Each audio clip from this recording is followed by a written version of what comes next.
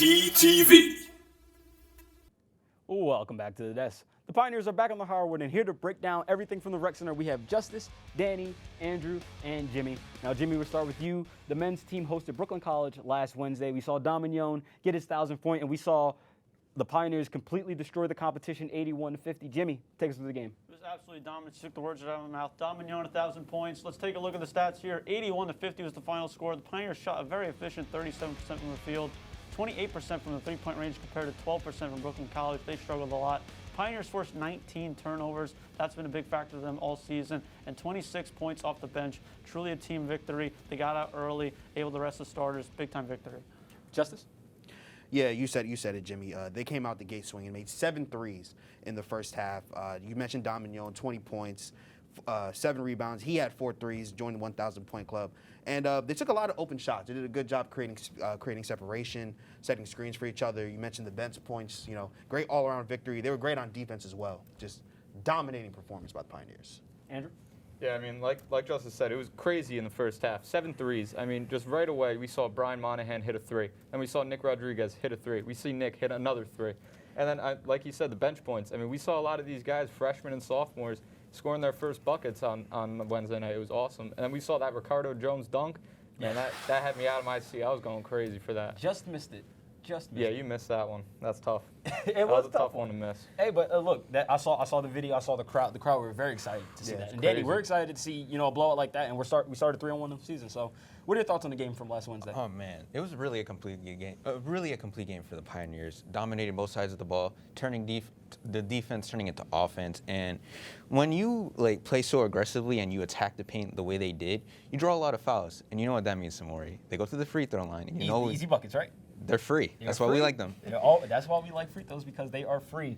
Justis, like I said, we're 3-1 to start the season. You've seen a lot of good things Wednesday. We had a blowout victory. Then in the first home game of the season as well, we had another blowout victory. Touched 100 points. Justis, what is the biggest strength for the Pioneers to start this early season?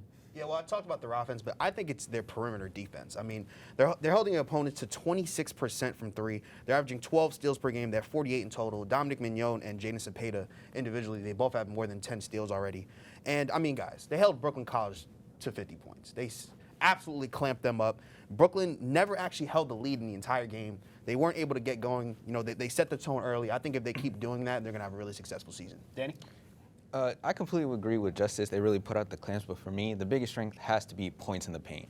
They really dominated. They really attacked. They really caused turnovers. And the thing I like about that is that even though their three-point percentage hasn't been the greatest, they could use what they're doing right now. Defenses have to respect them, and they have to pack the paint, and then they could kick it out to shooters. Right. Jimmy?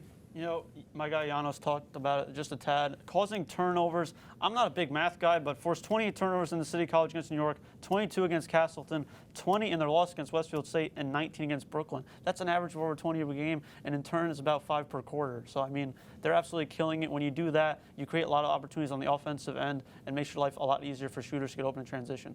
Andrew?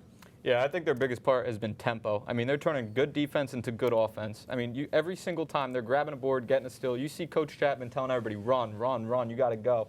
They're averaging 19 fast break points for this game, averaging 26 points off turnovers per game. They're a really fast team. They're really exciting to watch. They're hitting shots. It's fun. Yeah, and you see they're going to continue to put up high score numbers with the tempo, as you just said, Andrew. I mean, and I've seen it before with Coach Chapman. He's always telling guys, let's go. And we love to see it for the Pioneers. 3-1 to start. That's awesome. Now let's shift over to the women, and we'll keep it with you, Andrew. We have a vet, Brianna Brooks. She's a senior. Another strong season for the Pioneers. She's been here for a while. Definitely the team leader. Andrew, what have you seen from her? Yeah, I mean, like you said, she's the cornerstone of this Pioneers team. We'll take a look at her stats. She's averaging about 34 minutes a game on 33% from the field.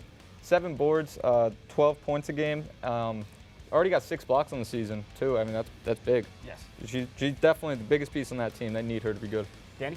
She's the anchor down low, holding them the football offensively and defensively, as you can see with the 6 blocks and 4 steals. And she's the chairwoman of the boards, just collecting rebounds left and right. Absolutely.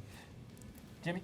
Brianna Brooks, she's doing great. She's a lot of help. Justina Cabezas is a big piece for the Pioneers. Allison McBride, they're getting a lot of points in the paint. Kick it out to Brianna Smith, Yakira Rosa on the perimeter. If they can just attack the lane, get to the free throw line, see them struggle a little bit from the free throw line to start the season, they can improve that aspect. Those couple of close losses to start the season, they'll turn into wins. Justis? Yeah, Brianna Brooks has been the key to their success so far. I mean, she leads the team in points, free throws, blocks. She's second in rebounds behind Sierra Strong. Those two have been killing it on the boards. And someone, as Danny said, who works hard in the paint and such a defensive anchor for the team. I think that she's definitely the heart and soul for the team, and I think moving forward, they should play through her. Yeah, I think so too. Double-double and a couple NJAC conference games where we saw a couple years ago, Danny. And just to see, we saw her when she was a junior, saw how she was a cornerstone of then, and then she's still a cornerstone now.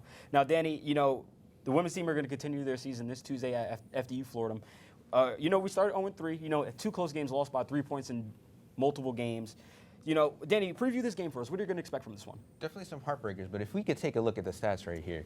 Both teams sit at an 0-3 record, both averaging a little, the Pioneers are averaging just about 58 points per game, and the FDU is averaging 50, both shooting below 35%.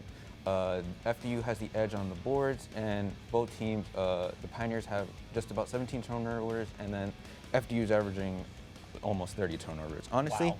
These teams are mirror images. They're both struggling right now, and honestly, it's a good opportunity for the Lady Pioneers to get the first win. They just got to capitalize on it. Andrew? Yeah, I mean, they're definitely very comparable to this FDU team, except turnovers. I mean, turnovers have been horrible for FDU so far this season. That wasn't a typo. Yeah, no, I thought it was fake when I first saw it. It's crazy. But I think this is a great chance for our girls to win, so hopefully they can get the win. Justis? Yeah, I agree with both of you. They are comparable, but I think this is a game the Pioneers should win. I think that they need to limit fouls. FDU-Florham has a couple of good free throw shooters. And you mentioned turnovers. Obviously, they don't have as many turnovers, as FDU, but they still are averaging 16 turnovers per game. That's not good at all. So I think if they limit the turnovers, limit the fouls, play through Brianna Brooks, I think that should be enough for them to get their first W. Jimmy, close us out. They haven't played a home game yet this season, haven't played an NJAC game yet. These are going to be warm-up games for the most important parts of the season. Brianna Brooks is going to continue to get going. I mentioned a couple other key figures going into it. Coach Monahan going to emphasize the turnovers like you mentioned. And I think with just a few close losses, they can get back in the win column very soon. There's been a lot of competitive games going on in the rec, right, Jimmy? Absolutely. Well, that's all the time we have for this block. And before we close out this block, we would love to give another shout out to Dominion for joining the 1,000-point club. You saw Sean Smith join a couple years ago, Danny, and I know you were here for that. And it's just nice to see Mignon because we talked about that comparison a couple of times on WP Sports Desk. So big shout out to Dominion. But we're going to go pass the picks into the NFL crew, and we will be back after this break. Don't go anywhere here on WP Sports Desk.